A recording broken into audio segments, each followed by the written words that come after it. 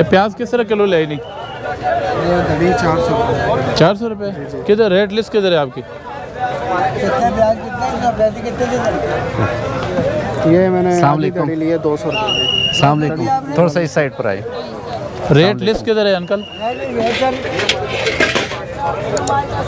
ये rate list इसलिए तो नहीं कही गई अच्छा, तो आप इसमें छुपा एक के चीज़ रखें। है, मैं एरिया के मजिस्ट्रेट हूँ, SHO साहब हैं, हम भी यहाँ पर एक ये पब्लिक अवेयरनेस के लिए आए हैं।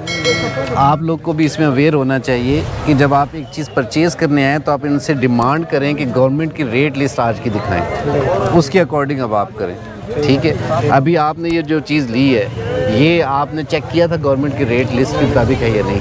आपने किस तरह इनसे परचेज़ की है? ये प्याज है जी, बरामद कराइए लिस्ट। प्याज 300 रुपये धनिया पैसे कितने दिए रोज? प्याज 300 रेट है, आलू 110 रुपये रेट है, 22 रुपये आलू ने, 60 रुपये प्याज है। 400 रुपये धड़ी इसने 400 रुपये नहीं दिए। वो गलती से हो गया। गलती से नहीं हो गया। इसको भी अरेस्ट करवा ठीक है। दें जी।